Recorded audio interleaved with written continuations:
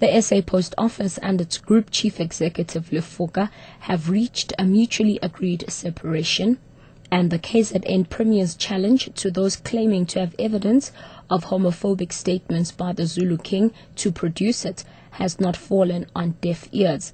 Ambusiswa Khatebo with the latest news update. The SA Post Office and its Group Chief Executive, Motswanesi Lefoka, have reached a mutually agreed separation. The Post Office says in a statement that the terms of the agreement are confidential. Nick Boyk will be retained as acting Group Chief Executive while recruitment is underway for a new head. Lefoka was put on special leave in October as a corruption investigation got underway. In the same month, a mutual agreement was also reached on the termination of Chief Operating Officer John Winsel's contract. Minister in the Presidency, Collins Chabane, says the country needs a rural department to bridge the gap between urban and rural areas. The department will coordinate with other departments to provide infrastructure and economic opportunities for rural people. He was speaking at a business briefing of SABC News and the New Age newspaper in Sandton, Johannesburg. Chabane says they've run a number of pilot projects in almost all the provinces. At the moment, we are satisfied with the progress which is being made, and we think once we roll it out, we'll be able to achieve what we want to achieve. The challenge, though, has been the coordination of municipalities, of provincial governments, and the relevant other departments who are relevant to that specific program which is being executed in that area. We have identified that. We have been asked by the departments and cabinet to try and find the solution for the coordination of that aspect. The man convicted of murdering 21-year-old student Lee Matthews is expected to apply for a retrial in the Johannesburg High Court today. Donovan Moodley will also apply for his conviction and sentence to be set aside as he returns to the court to present what he called the truth.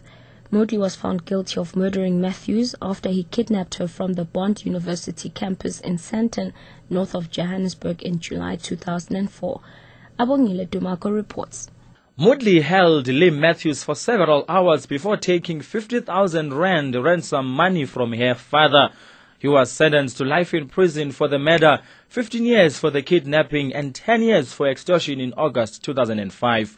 Moodley is claiming in the application that 3 drug dealers, Frank, Ali and Jemba, forced him to kidnap Matthews. This was after their attempt to kidnap a French student named Gaspar didn't go as planned. They informed him that they couldn't find Gaspar and were desperate for money. Abongile Dumako, SABC News, Johannesburg. And lastly, KwaZulu-Natal Premier Zweli Mkhize's challenge to those claiming to have evidence of homophobic statements by Zulu King Goodwill Zwelithini to produce it has not fallen on deaf ears. The Commission for Gender Equality says Mkhize's statement goes against what they always preach, which is to consult with the public about their views on issues affecting them. The CGE's Javu Baloyi says they will ask the Premier to apologize for his comments. Mkhize has expressed disappointment at the interpretation of the King's speech, which he delivered on Sunday on the 133rd commemoration of the Battle of Isandlwana. Javu Baloyi from the Commission for Gender Equality elaborates. It's unfair for the leadership of KwaZulu-Natal to come in defense of the King, whereas the plans by Chapter 9 institutions engage with the King himself, because now they're becoming a mouthpiece of the King. Meanwhile, there's overwhelming evidence that the King said what he said. The only thing what the South African public it's needing now is an apology to the gay people and reflect the statement. Catch the latest news anytime here on Newsbreak Option 1.